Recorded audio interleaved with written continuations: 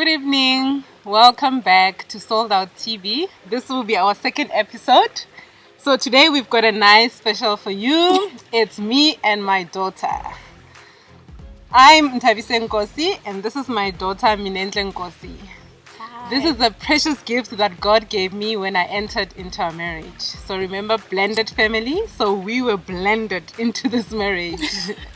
So today we're going to get deeper because when we get into a blended family, there's children involved. So we thought, let's bring Minenhle to come and say her experiences because we can mention what we think she experienced, but it's better when it comes from her.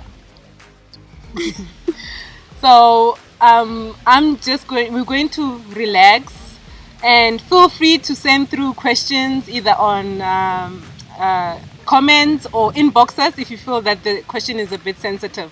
So we'll be interacting. So basically this is a conversation between mother and daughter, what the world calls stepmother and stepdaughter.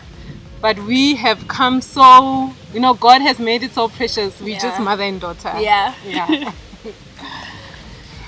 I don't like to call her my stepmom because I see her as like a friend and older sister, but more especially as a mom. So we've come to a common name, which is Mommy too, because she's my second mom. And yeah.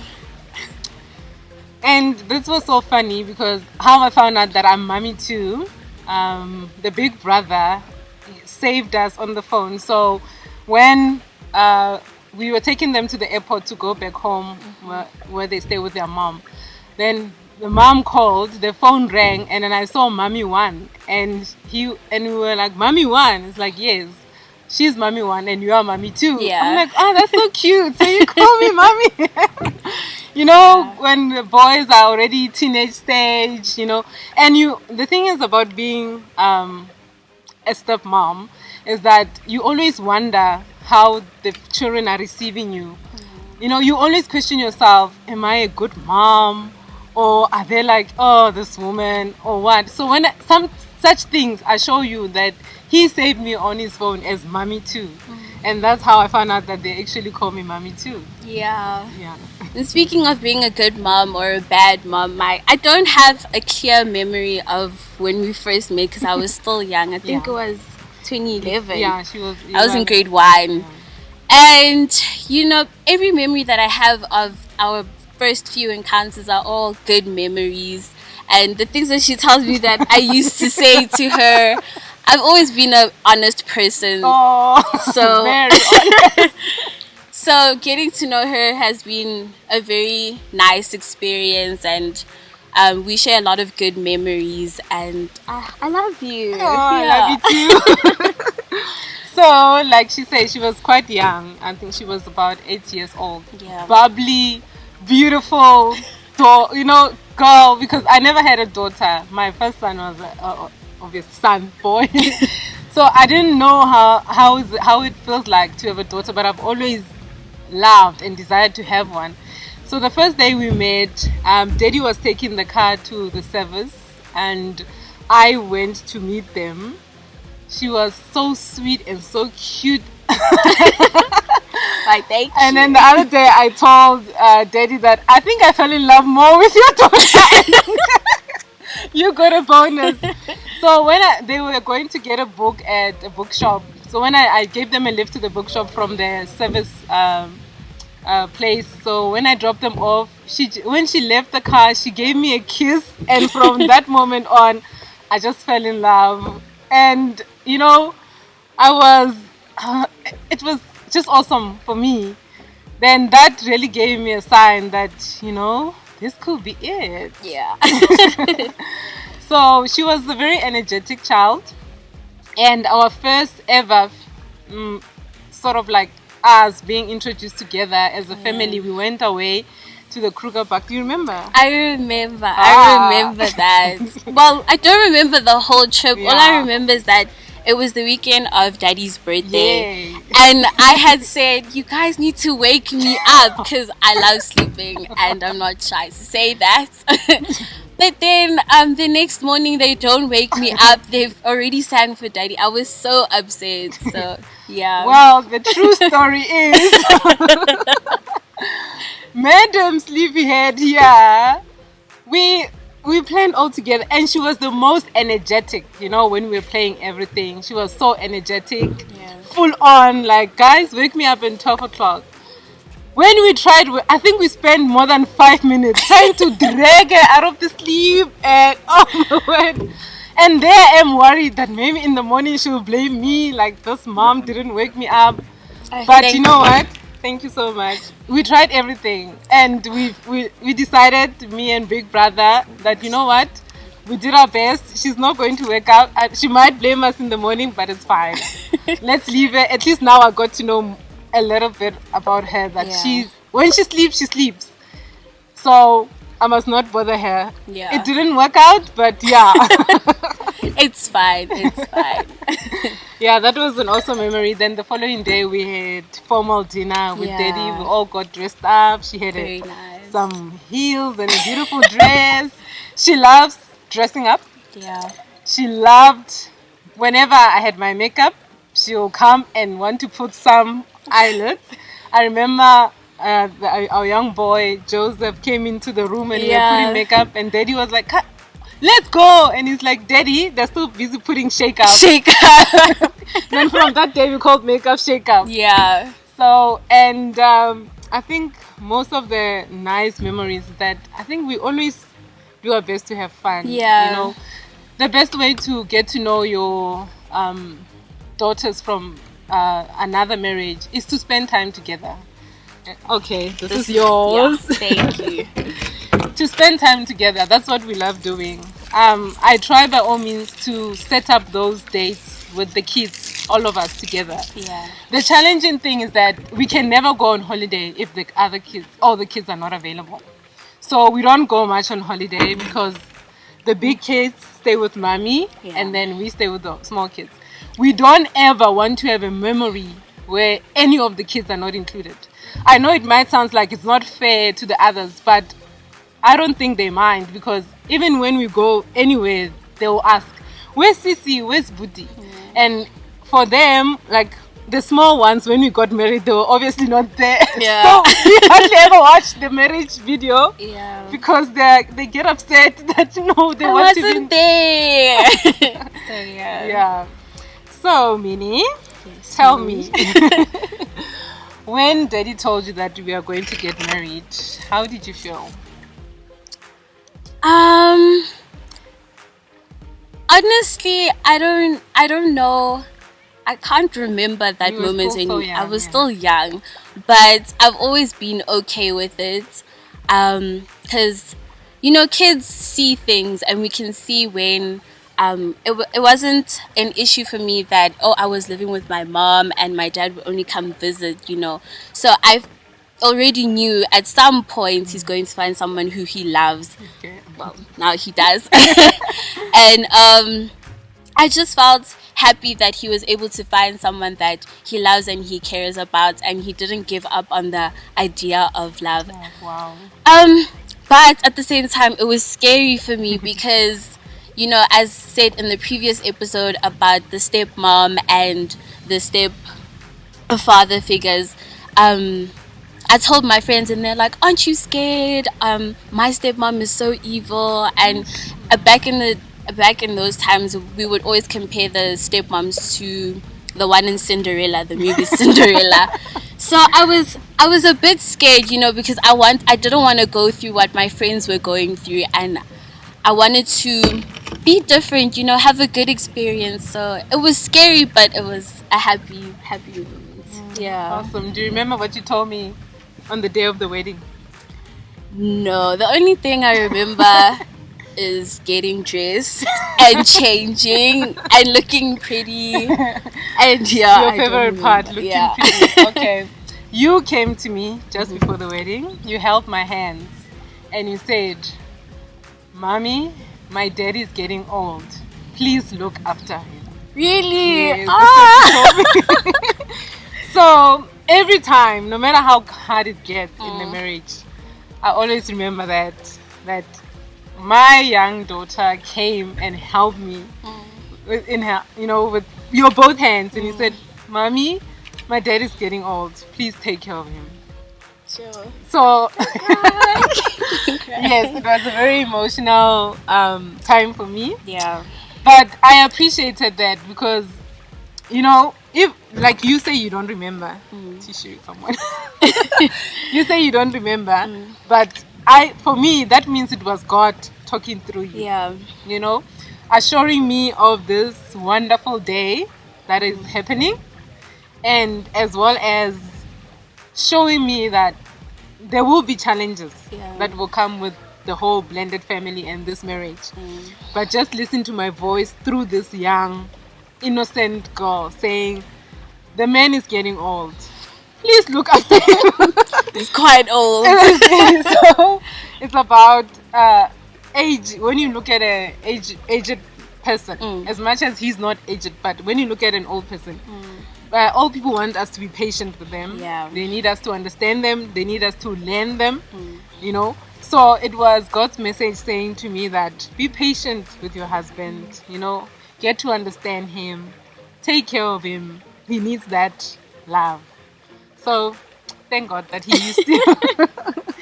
Thank God. Thank God that he used you. So what's your favorite time that we spent together? It would be when we used to live in Cape Town. I don't know which house. I don't know if it was house number 1 or 2. But the house where we had our Bani Malaika. Oh yes. And then I remember we were doing youth home style. Yes. And then you taught me how to paint my nails. Your nails. And that moment it was just like, this lady, I've always looked up to you and like, I want to be like her. She's so ladylike. Because growing up with an older brother, you tend to fall onto the boys' side, do boy things. But that day that you taught me how to do my nails, I was just like, it was a very nice moment, to share with you. Yeah. So that was it. So the hard part, was there ever a day where you felt really upset with me or really irritated by me? The red table. Wow. Well, I think it was actually a few days after that day that you taught me how to paint nails. I can't remember what you had said to me, but I was very upset. And I was like, this lady, what is she doing? Why is she telling me to do some other thing when I want to do my own thing? I just didn't understand, and I was very, very upset, but I don't know where it came from. Yeah. It's just like a small trigger. Yeah. And I just felt like that's when I got a bit scared. I was like, okay, what if she takes my dad away? Already I didn't see him for a lot of time. I didn't spend time with him. So it was like, what if, I don't know, things don't happen correctly, but then after a while I got over it and I was like, just accept the lady, come on. I mean, you've got nothing to lose. So yeah, that was the worst thing. So there's a young child out there listening to you, and maybe they are full of fear, not knowing whether the new mom or the new dad will be good to them. What advice would you give them from your own experience? Yeah. Firstly, don't listen to what other people say, because their situation is very different from your situation and what you're going through.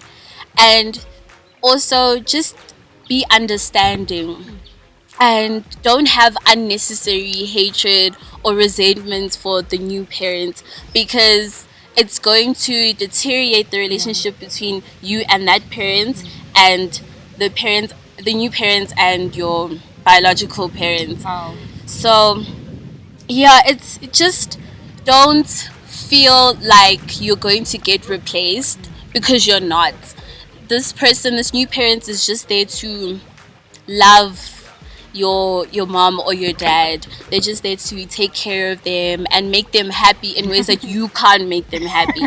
I mean, even though you're a child that is supposed to be a gift and you are a gift, but you can't do everything for your parents. So just be understanding and take time to process everything. Don't just say, okay, no, I'll think about it later, or it's not that hectic. And if you have a problem with something, speak about it. Don't be shy to speak about it, because if you don't speak about it, then that resentment will stay inside your heart and you'll be very angry for no reason, and it could be a small reason that triggered you. So just be accepting and understanding and try to be more like Jesus. And I'm so grateful that, my parents have led me into this new faith, because they didn't know God like how I do at 16 years old, so And yeah, so just pray about everything that you do. You need to, if you're feeling bad, you need to pray about it. If you're feeling sad, you need to pray about it. If you're angry or sad, you need to cry, and you have to feel what you're feeling, and don't put everything inside, because I know it's difficult as kids. We go through a lot. It's school, it's friendships, it's puberty, it's life in general, and that can put a lot of pressure. And then on top of that, your parent wants to bring another person to cause more stress. So just deal with everything at a certain time and take time to process things, and have a conversation with your biological parent to say, listen, I know this is how things are happening, and I'm willing to accept, and if you have differences, work them out with the new parent, because then only goodness can come. Yeah. Wow. So now we have a child. He or she she's willing to have this relationship with the new mother or your new father, but their biological parent is still scared and a bit not accepting of this new setup. Yeah. So how do you encourage that child? Because they're excited about this new setup for their mom or dad, but their biological mom or dad is not for the idea. Yeah, I've actually gone through a similar situation. There was a time where they were very bad, before they came to Pretoria, and I didn't see them for a year, a full on year, and I would see them every holiday. So March, June, and December, we'd always make plans to see each other. And that year, it was a very difficult year, because my biological mom would always be like, has your dad called to check up on you? What's happening? Then the holiday would pass and she would be like, okay, what's happening? Why is he not calling? And it was only later in the year, or later in the next year, I think around June or July, where I was in Durban, and then my dad called me to say, are they moving to Pretoria? And I was just happy. But my biological mom, she was very angry because they had unresolved issues between the two of them, and she wanted me to be angry with her.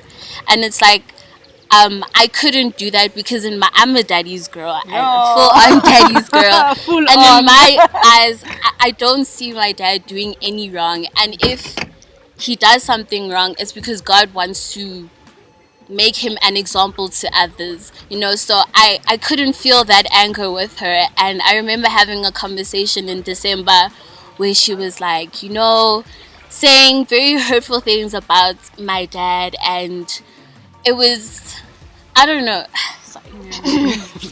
And I fully understand where Mommy was coming from, because like we mentioned in the previous episode, communication.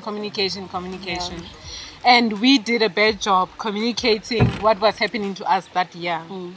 So she had to be to feel the way she was feeling, because now we are quiet. Yes, we are having challenges, but communicating to people does not show your weakness.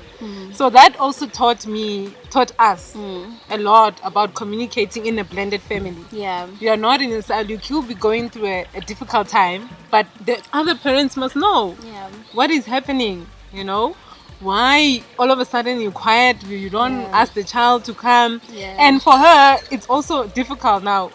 She's feeling, if you're not going there, you're getting hurt. Yeah. But like she says, she's such a, a daddy's girl. girl. I remember when we started our relationship, when now we did the lobola and we were in Cape Town. Every time she visits, even daddy will prepare me. He calls her Coda. Coda, likes sleeping in the same bed as me. And I'm like, okay, and then I'm trying to impress. And she didn't disappoint. Come night, Coda went to her. And I'm thinking, there's another room. No. No. I have to sleep She's with used daddy. to sleeping with daddy. So, I mean, come on now. She went straight to her room in the blanket and, she sleeps. Gone. And I'm like, okay, yeah. This is gonna take some getting used to. But Yeah. eventually she outgrew it. Yeah. And I remember, we prepared a bed for her, then we put nice bedding for a girl and everything like that. And yeah, she just outgrew it. But for another parent that does not understand, it was a bit, it was obviously uncomfortable. That, okay, so it means the daughter every time she comes visit, she'll be in our bed. This small one is no longer in our bed. And you can't be like, no. So I had to be patient with that. Yeah. And trust me, it didn't last long until she understood that, okay, this is mommy and daddy. I've got my own room and things like that. And I understood because for a long time, it has just been you, Sitle, and daddy. So there's no woman. Yeah. Then when you're with daddy, you sleep in daddy's Yeah. bed, daddy's girl. So I had to understand that there will be a transitioning to her now fully being independent and not needing daddy for protection at night. And yeah, it was quite a journey. Yeah. And also on the child side, you have to be patient, understanding. And if you're struggling to do that, like I said, pray about it. When I say pray about it, I mean it, because you can pray about anything and God will always help you in that situation. And just be understanding and patient. And more especially be supportive of the parent that is not accepting the new parents. So you have to. What I did was I just listened to my mom speak. I listened to her speak. I listened to her vent out to me. And I was like, okay, here's what we can do. Give them advice and be that cushion and just be a friendly child to them. Because now if you're both angry, then nothing's going to get resolved and you're not going to have a good relationship and the family is just going to break apart. Speaking of that, of now you at a young age like this, you have to learn to be a cushion to either daddy or mommy.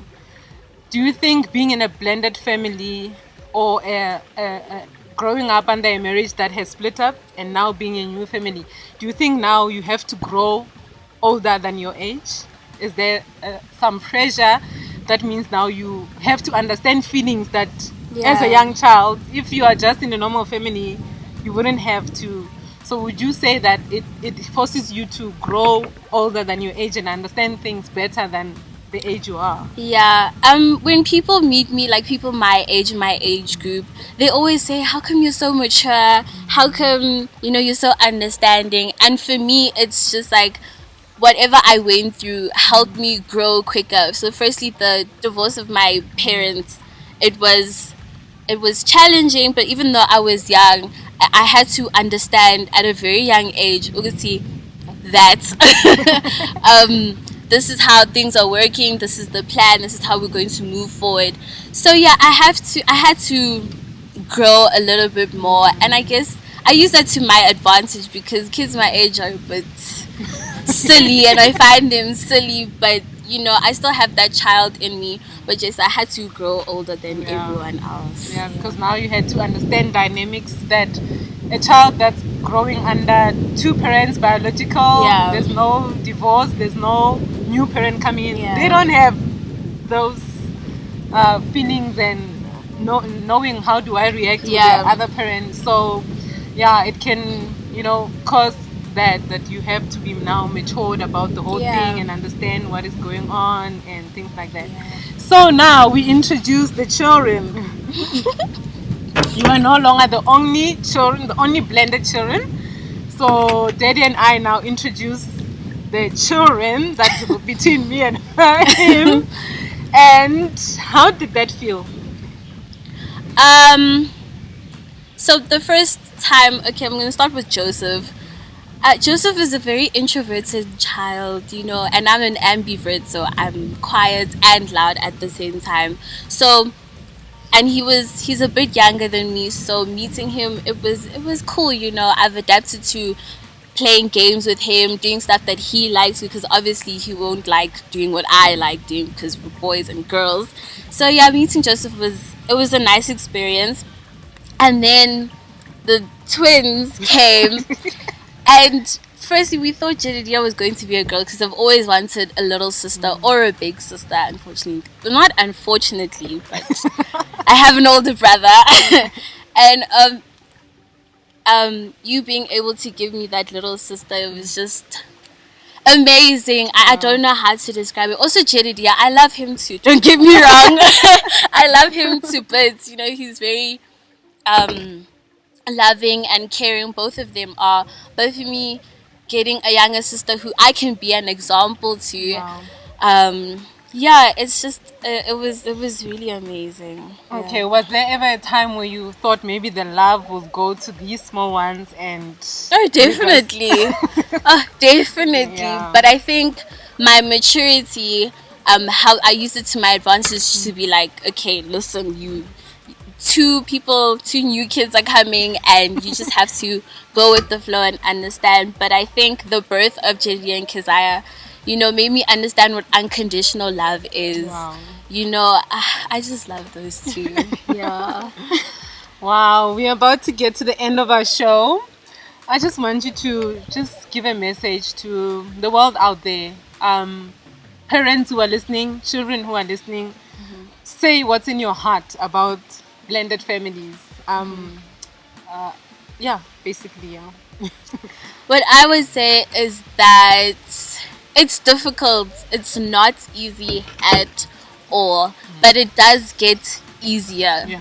As long as you guys have the center of the household is God, then you Amen. guys can do anything. And I know it sounds crazy because I'm 16, I'm talking about God like this, but use God to your advantage and ask Him for help. Pray as a family, have family prayers where we all ask for the same thing, for guidance, for help, for strength, for to clean your hearts and just be so that things can get easier.